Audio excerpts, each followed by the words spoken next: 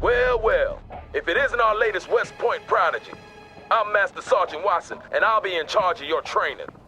This is the National Training Center, where you will be finalizing your officer training. At West Point, they taught you how to be an officer. Here, we're gonna teach you how to fight.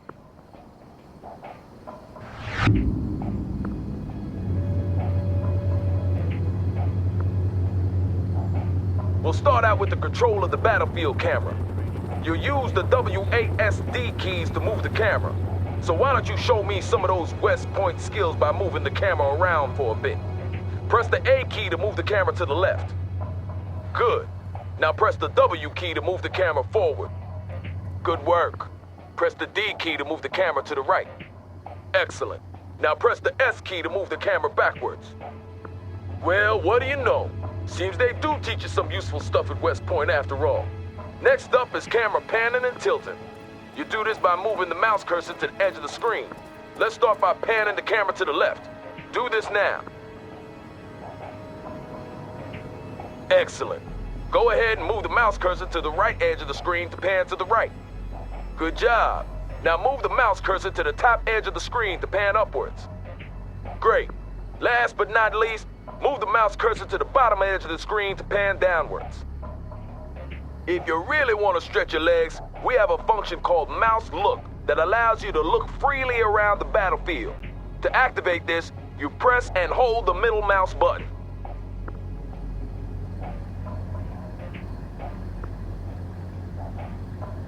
Well done, sir. Now let's get down for a closer look at the terrain. You can move the camera closer to the ground by using the mouse scroll wheel. Try this now. Good. Now try moving the camera away from the ground.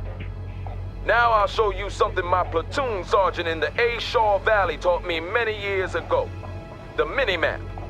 This gives you an excellent top-down view of the battlefield, allowing you to quickly move to a specific position. By clicking the left mouse button on the mini-map, you can instantly move the camera to that location.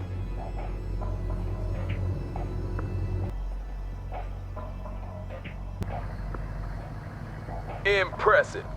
We have just one more thing, and then we're done for the day. See that red circle? Show me what you've learned by moving the camera through it. Good. Now move on to the next one.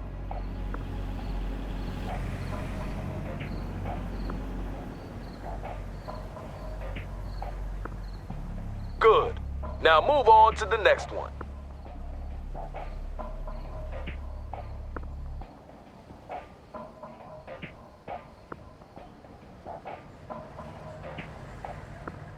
Good. Now move on to the next one.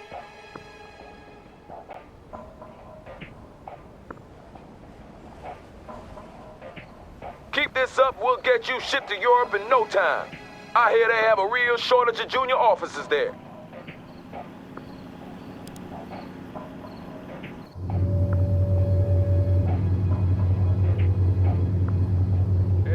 You got more spunk than most of the West Point pukes we get sent out here, I'll give you that. Let's see how you handle this next lesson.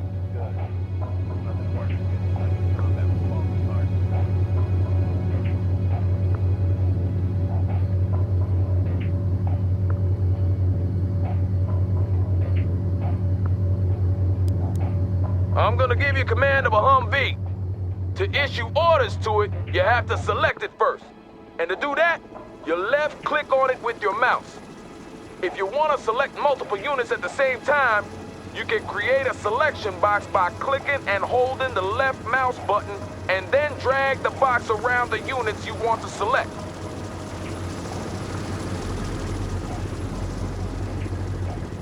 Good. Now with the Humvee selected, you can start ordering it around. To issue a move order, select the Humvee and then right-click in the world where you want it to go. Good. Now I'm gonna teach you about transports. For this part of the exercise, I'll give you command of an infantry squad along with the Humvee. Select the infantry squad and order the soldiers to enter the Humvee by right-clicking on the Humvee.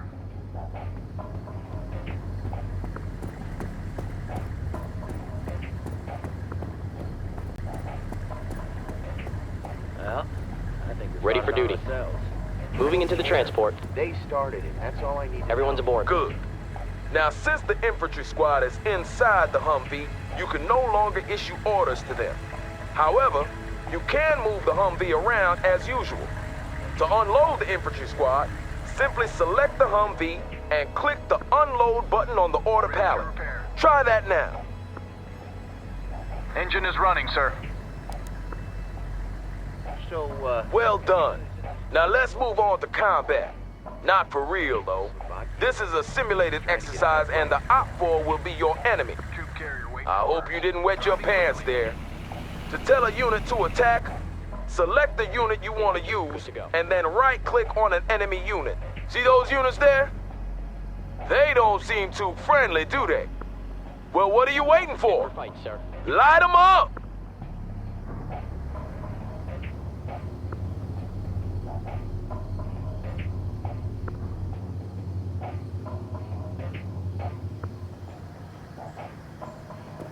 Ambush the enemy. Entering combat. That soldier won't fight again. One less hostile, sir. Enemy is KIA! That's the spirit, sir. They'll fear you in Germany. To really be all you can be in urban warfare, you need to make good use of the surrounding terrain. See that building over there?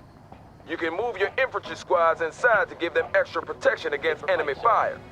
Select your infantry squad and move the mouse cursor over to that building. The cursor changes to indicate that you can order your infantry squad inside. Ready for duty. To do this, you select your infantry squad and right-click on the building. Do so now. You actually look at the weapons in that magazine? Of course. I buy for the articles, man.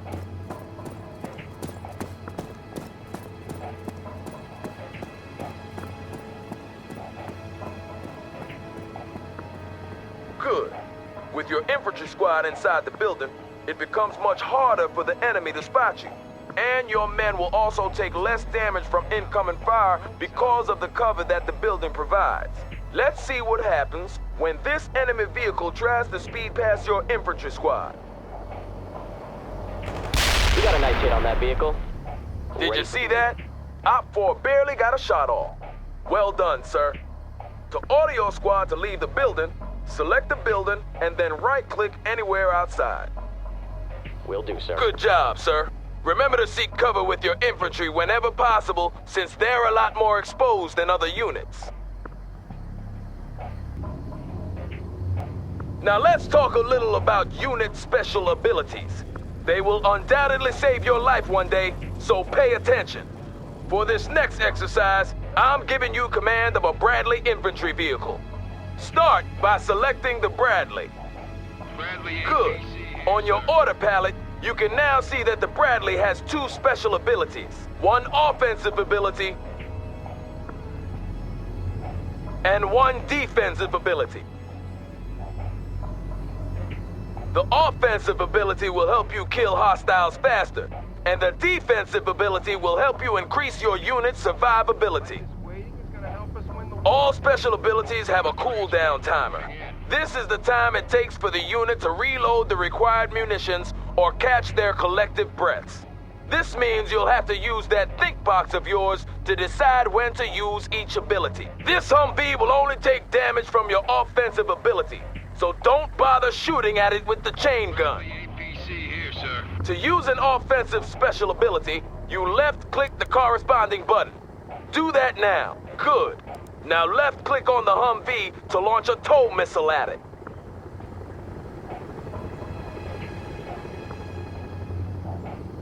Armored transport reporting in.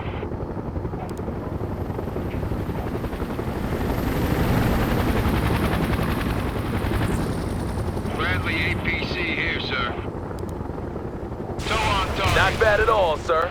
As you can see, that ability is now cooling down, and you will have to wait a certain time before a new missile can be fired. Some units also come with a defensive special ability. Your Bradley, for example, has a smoke screen that it can deploy to hide from other hostiles. It's deployed immediately when you left-click the corresponding button, so don't fire it prematurely. Smoke Most units have unique special abilities, so make sure that you learn how each one works. They are one of the main keys to gaining the upper hand on the battlefield. That's basically all you need to know about movement and combat. Keep this up and you'll be graduating from here top of your class. Then you'll face the harsh school of real combat. I'll see you tomorrow when we'll talk about command points and objectives.